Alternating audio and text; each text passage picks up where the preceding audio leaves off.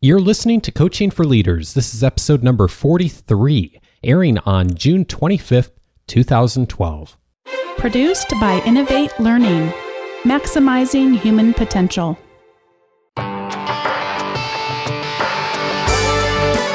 Welcome to Coaching for Leaders. This is the show for leaders who want to improve themselves so they can better engage and develop others.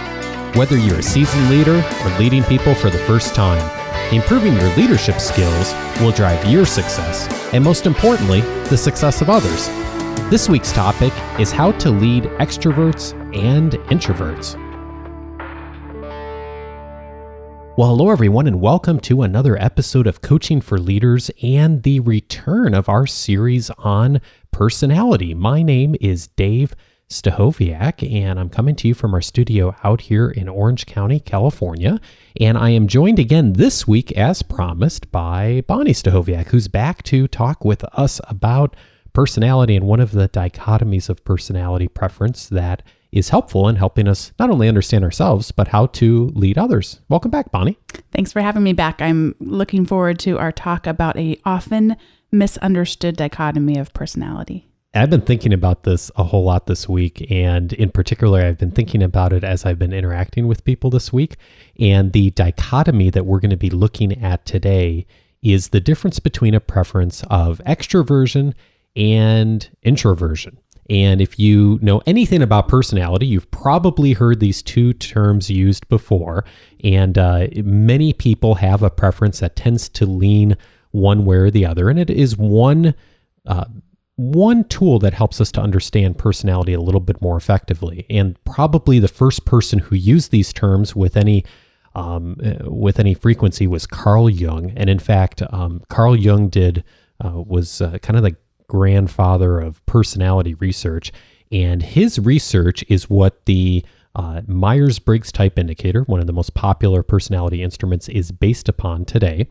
And his research is also based upon many of the other personality models and instruments that you've probably seen or heard of. There's a colors one, there's one with animals, there's the MBTI. You name it, you can find something on personality, and many of them are based upon the original work of Carl Jung. And one of the things that Carl Jung looked at was the difference between extroversion and introversion. So before we talk about the differences between them, how to lead people with these different preferences, I thought it might be fun, Bonni, for us to talk about what our preferences are around this. So I'm going to let you start and fill us in on which side do you tend to fall onto.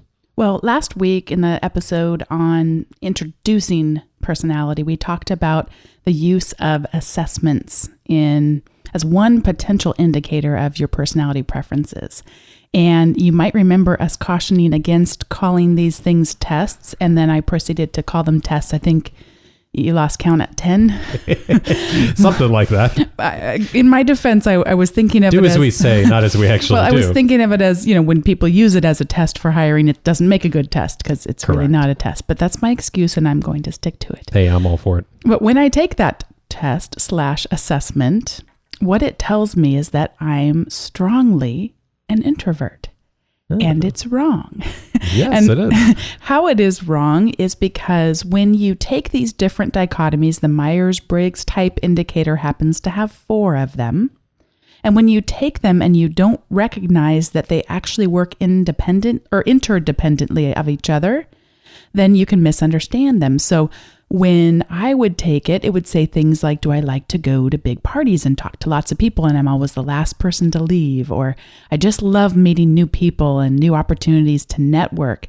And those 2 particular activities are not my favorite things. And so while there are certainly aspects of my personality that really tend toward extroversion, it is a specific interrelationship with another personality dichotomy that we'll be getting to in future weeks. So for me, it's all about getting more meaningful connections. And when I have those meaningful connections with other people, then I really do get engaged and energized. So one of the things that we look at in terms of introversion versus extroversion is, where do you draw your energy from?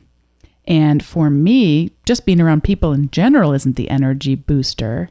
But when I'm around people or a person, getting those deeper connections where we're talking about what's going on in our lives, the challenges we're having, the things we're excited about for the future, then I can really get energized and do all the classic extroversion things of losing track of time and really enjoying myself and leaving really feeling energized. Interesting. And one of the things that I would think about is I teach at a university, as some of you may have heard before, and I work with 18 to 22-year-olds. And I love when you get that sense of trust and mentoring with the student and they'll share their lives with you. And I'm really blessed to get to walk alongside these students when they are dealing with some really challenging things in their lives. And the fact that they would trust me enough to share those painful times in their lives, that's really something that I enjoy about my job. But boy, by the time I'd leave and get home, I was exhausted. Well, no wonder, because I was there 4 hours and teaching all day. So it's not surprising that I might show up differently on the assessment. How about you, Dave? What is your preference? Well, it's interesting. Before I answer that, I think that's one of the reasons you probably thought that you really did have that introversion preference for a long time, because you do tend to tire out quickly when you're around people for a long period of time, but you do also draw your energy from that, which I think is interesting. Yes. For a long time, if you had asked me 5-6 years ago what my preference was, I would have told you I for sure was an extrovert. And the reason is because I have always been in jobs where there were a lot of extroverted type functions that I had to do and responsibilities I had to do on a regular basis. And I did that a lot as part of my day. And I was in organizations and business. And so I not only had a belief that I was an extrovert or had a preference for it, but I also believed that it was better to be and have a preference for extroversion than introversion, and that you would be more successful in an organization if you had a preference for extroversion.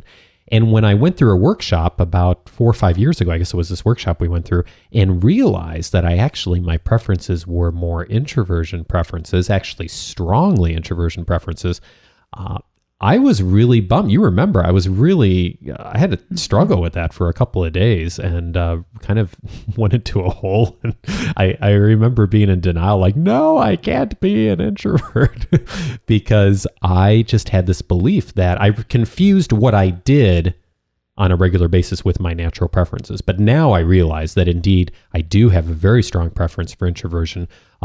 I still like doing the extroverted things that I do. I love being around people and doing the things that I do in my career. But my default setting, where I tend to draw my energy from, is internally. So we're very different in that way.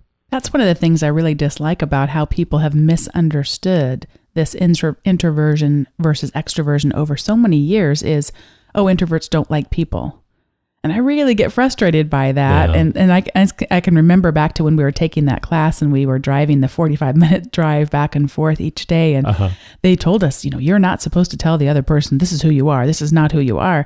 And so I'm biting my tongue so hard in the car as you're really struggling through, because there's a lot of, as you said, kind of societal things that sometimes will have more of a bias toward extroversion. And boy, we're really now discovering a lot more, and you're going to hear more in this series about really the value that introversion can bring to organizations and also to relationships. Yeah, and I really value that preference now, and I've learned how to really honor that preference that I have and to work with it and to take advantage of the strengths of that preference. So we will talk about that a whole bunch and how you can be successful in organizations, not only leading people with these different preferences, but also what preferences you have yourself. And one of the great things is that research shows that leaders can be just as successful regardless of their preference around introversion and extroversion. So as we're going through this in more detail here in just a few minutes, you may have some comments or questions for us or want to engage on the dialogue of what we're talking about here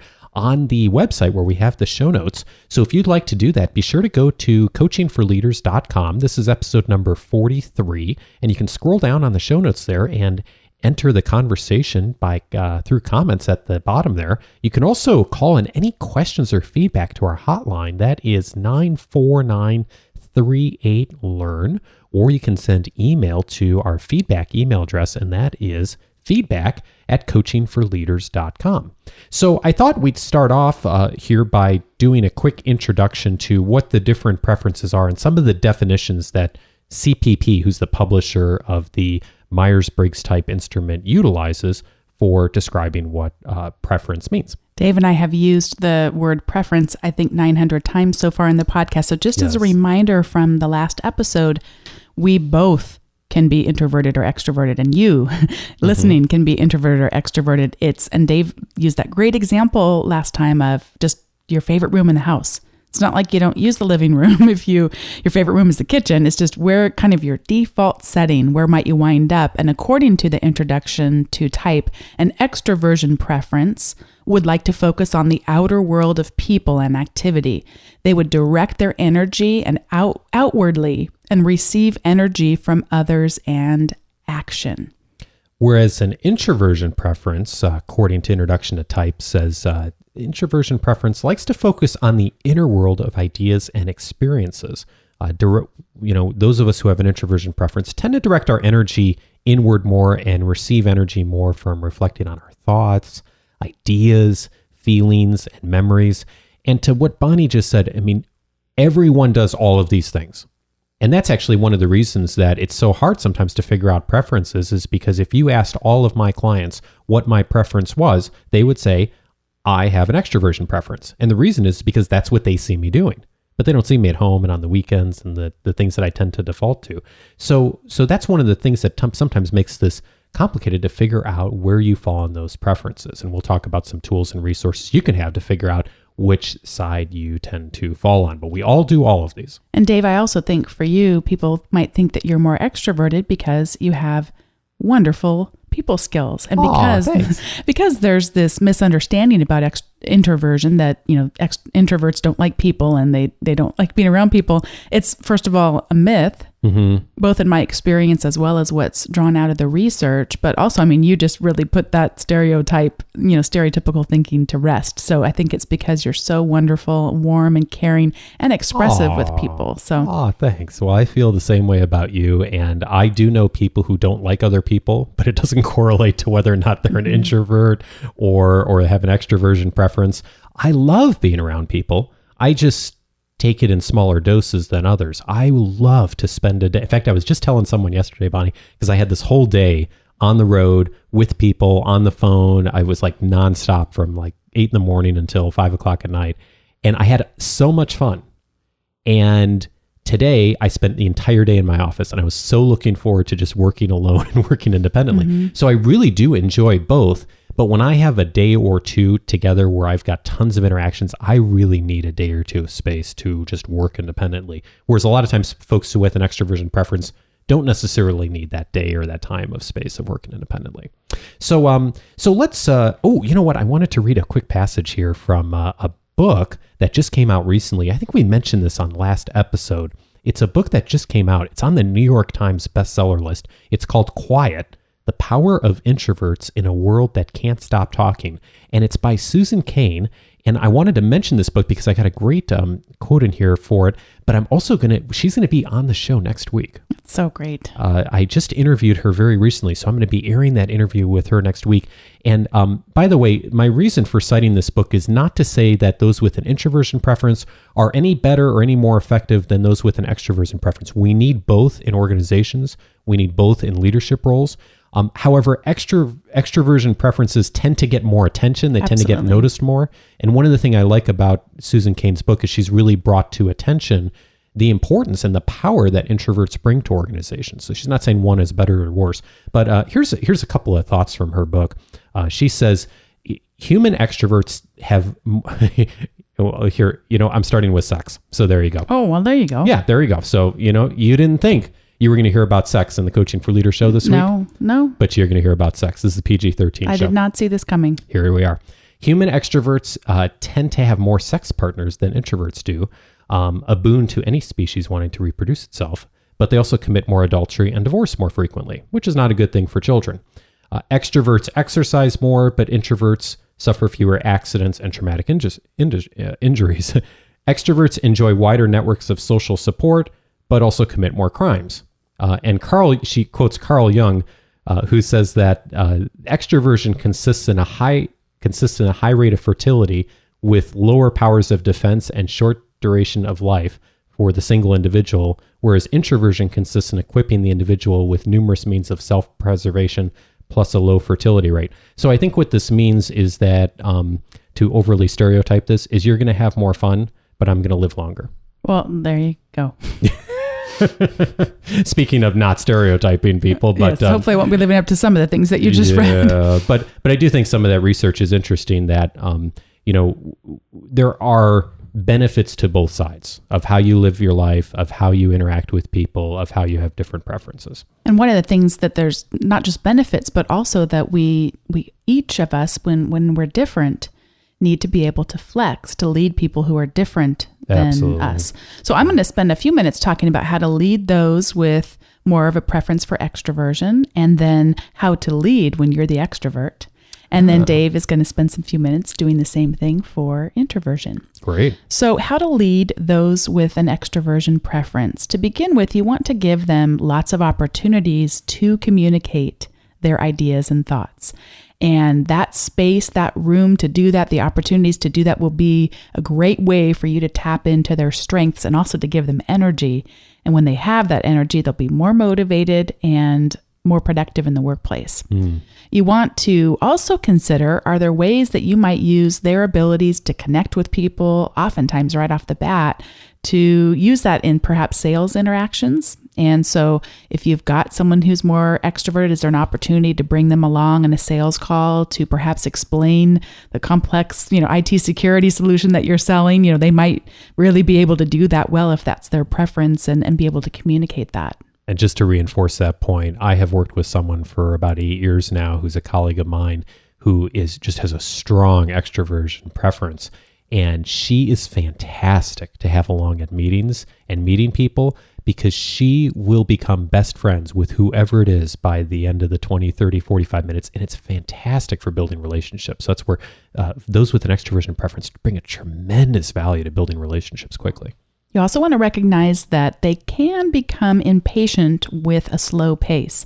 And I say this somewhat sarcastically because Dave's over on the other side of the table going, I'm not supposed to crack up when she says that. In my case, I often become impatient with a slow pace.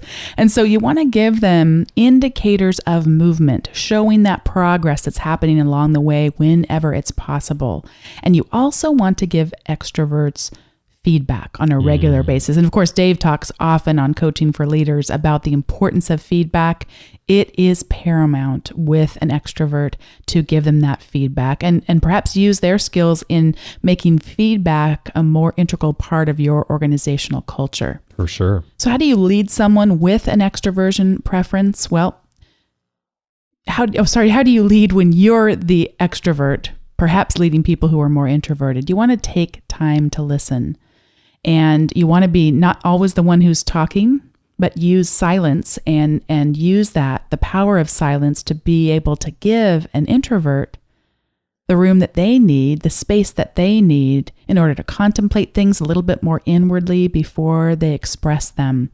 You want to really ask others how they want to be led, instead of just making assumptions, perhaps because they took one of those assessments that we talked about and it says that you're this, or even if they've shared with you that they have a preference, but really asking someone, how would you like to be led? That's very helpful to do in drawing out particularly introverts to help them guide you toward being effective in that.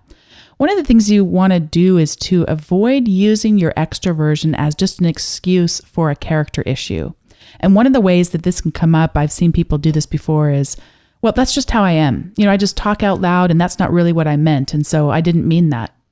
And therefore I didn't mean to hurt your feelings, and therefore your feelings should not be hurt. And there's problems with that logic from the very beginning. That's just how I am is not a really good way to dialogue with someone when you're having a conflict because you said something inappropriate. And this is an important thing we didn't mention earlier, but those with an extroversion preference do tend to think more by speaking. They tend to think out loud, and that's how they come to conclusions and develop their thoughts.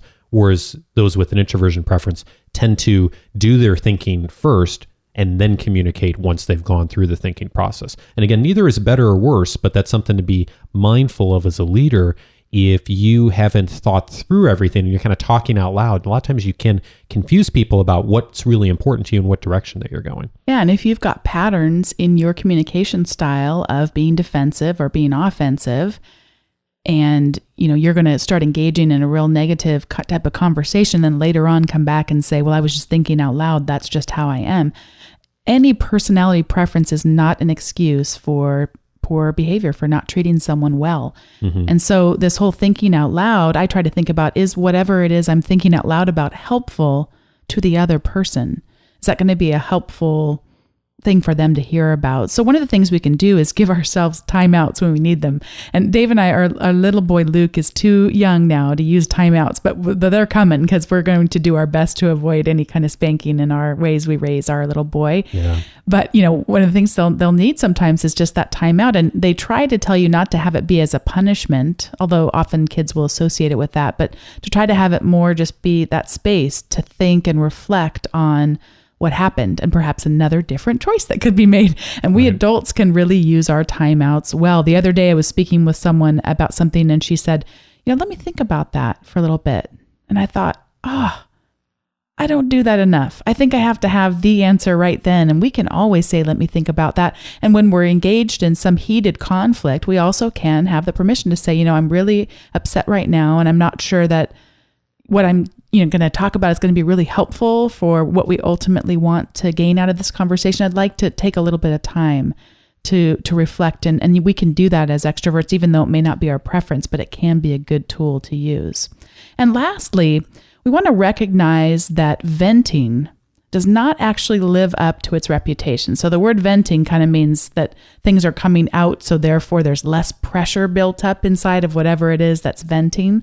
Well, a lot of the research today is showing that actually our venting, when we do it, either makes it just stay the same or actually can make it worse. And there's this whole idea behind our emotions being contagious.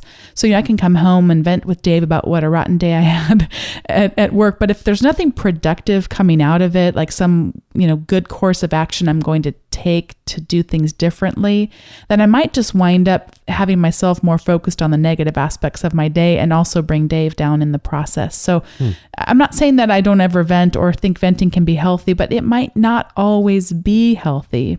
And sometimes we can do the mode of thinking about the things that went well and thinking about the positive and drawing from that kind of energy as well. Oh, cool. All right. So how to lead others who have or tend to have more of an introversion preference.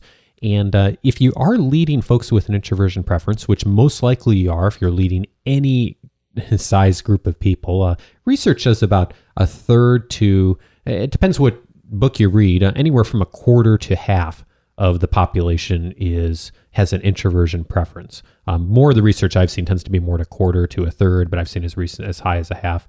So here's a couple of guidelines if you're leading someone who has an introversion preference is, number one, don't surprise them.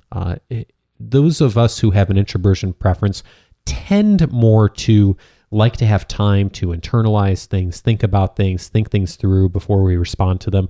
So surprises don't tend to be something that those with an introversion preference tend to enjoy as much. And going right along with that, give them time to respond. One of the most common things that I see come up in leaders leading groups and teams of people is when you have a team meeting or get together for a staff meeting, is the person who talks the most and is loudest tends to be perceived as having the best ideas. Unfortunately, a lot of times the introverts in the room have great ideas, but they just haven't had the time to really think through them yet. And so one thing I always coach leaders, I've had many times where leaders said, well, I'm just not getting feedback from a lot of the people that I'm leading in staff meetings. And one of the very first things I'll always recommend is tell people in advance what you're going to be talking about the staff meeting. Send out the agenda a day or two in advance, give them time to think, and see if the folks who have more of an introversion preference will be more likely then to contribute their ideas because they've had time to think about them in advance. Keep in mind that those with an introversion preference are often doing their best work when you don't see them. I know for me, I do my best work when I am sitting in my office alone, focusing on a project for a couple of hours. So just because you don't see them or you don't see them interacting with others doesn't mean that they're not working hard. In fact, that's one of the times that they tend to be working the most. Introverts, a lot of times, unnecessary group work irritates them. Although I say this, Bonni, and I know that this is one of your pet peeves as well, too. So this is something I think that can frustrate a lot of us, but those who have an introversion preference by nature tend to feel more comfortable working alone. So now I say this, I love working with other people. I just want there to be a really good reason to be collaborating with other people. If it's something that I could just as easily do myself, I don't want to have group work for the sake of having group work. So just keep that in mind when you're leading introverts. Also, give them a physical space to work independently. One thing, Bonnie, that has frustrated me over the years, anytime I'm in an environment where I'm trying to do work and there's tons of traffic going by, or I can't close the door, or there's people talking all around me, I really have a hard time focusing and getting anything done or being productive. So that's something just to keep in mind. And then a lot of times, those of us with an introversion preference tend not to multitask as well. And of course, the research says that none of us multitask really well. But we have a harder time handling a bunch of different things going on at once. And I know I, in particular, tend to be very inflexible when I have multiple things on my plate. I don't handle that well. I don't do well when people are asking me to do 4 things at once. So it's really helpful for me to be able to have the space and the time to work on something sequentially. So now, how to lead if you have an introversion preference. First and foremost, I would love to believe that the world is just all thought out, deliberate, structured, think things through all the time. But the reality is that's just not the case. People and organizations don't work that way. So those of us who have an introversion preference, if I was going to give you 2 words of advice, be flexible. I always have to remind myself the world is not going to end if we don't do it the way that I've planned it out in advance. So that's something I always have to remember. So absolutely be flexible. Also, let people know what you are thinking. Those of you who listen to the show regularly heard Michael Hyatt on the show about 3-4 weeks ago, and he has described himself as an introverted leader.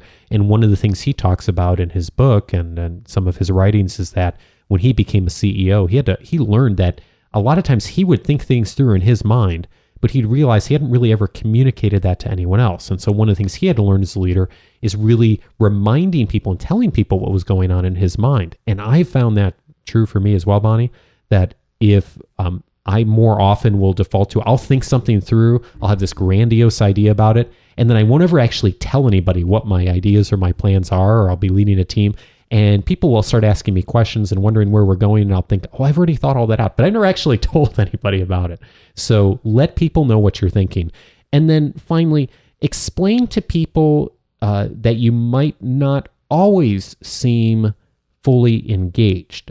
One of the things that tends to happen if you're a leader and you have an introversion preference is you may sometimes look like you're spending time sitting back or internalizing something. This just happened to me this week. I was at a class. I was observing an instructor, and I was at the back of the room, and I was thinking hard, and I was also doing some work on something else as I was observing. And I realized about a half hour through the class, the person that I was observing must have thought that I was not at all engaged, didn't want to listen to him, and that I wasn't at all interested in what he had to say. And I actually told him at the break, because I realized this because I was thinking about this week. I said, hey, David, I just want to let you know I'm actually thinking really hard. I'm writing some things down. So if I look like I'm not engaged, don't take that as a negative commentary on what you're doing. That's just kind of tends to be how I watch things. So at the start of the show, Dave mentioned that there really is kind of a bias toward extroversion out there, particularly in the business world. And we want to kind of break that myth now. There is very little evidence that one's type predicts performance and leads to success. And there are a couple of researchers, Catherine Fitzgerald and Linda Kirby, who wrote Developing Leaders, that in fact there's 16 different MBTI types. And there are 4 that are the most common in senior leadership roles. And of those 4, 2 of them, half, are those with an introversion preference. Mm-hmm. So we want to kind of break that myth and really help. And I think next week's show is going to do that a lot, Dave, hearing a little bit more about the author of that book, Quiet. So looking forward to that as well. So we want to kind of break that bias down. And as Dave said, we want to really look toward how we can leverage the strengths of both of these types. And I was trying to find the citation for this and I didn't find it. But one of the things that when I was doing research on my dissertation that I would see again and again in the literature is that when you get up into the senior leadership roles, although extroversion is more prevalent in the population as a whole, when you get into the very senior leadership roles in organizations, introverts have a stronger presence by number there than they do in the general population. So extroverts still outnumber introverts even in senior leadership, but it's much more of an even distribution. So introverts can be just as effective leaders as extroverts can. And one of the other things that Fitzgerald and Kirby have found in their research is there's very little evidence that preference on either side of this predicts performance or leads to success. You can absolutely be successful regardless of your preference. That said, there is a bias in many organizations to prefer and understand those who have an extroversion preference. And that's why we're going to take next week's episode and really talk about the introversion side and whether you have a preference for introversion or extroversion. Learning how to recognize and work with those who have an introversion preference can be really, really valuable to you as a leader. So I'm really excited to be able to share that interview with Susan Cain. All of you who have a preference for extroversion, don't skip next episode, because I read the book, and we read it as a part of our book club, actually, that meets once a month. And I thought, oh, well, this one's not for me, but, we're reading The Hunger Games, and that one's a lot more a book that I loved. And so, hey, I'll tell you what, I loved that book and really think everyone will benefit by listening.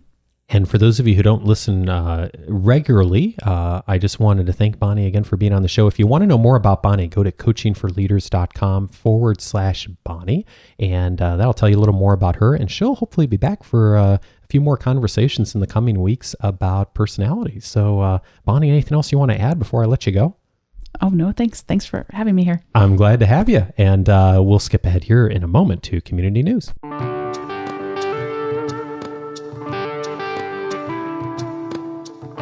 Well, I'm going to keep the community news pretty short this week because we are just about out of time for this episode. But just a reminder that if you have comments, questions, or feedback on anything that Bonni and I have talked about around extroversion and introversion, or if you have comments or questions for any of our future episodes coming up here on personality, be sure to visit our website at coachingforleaders.com.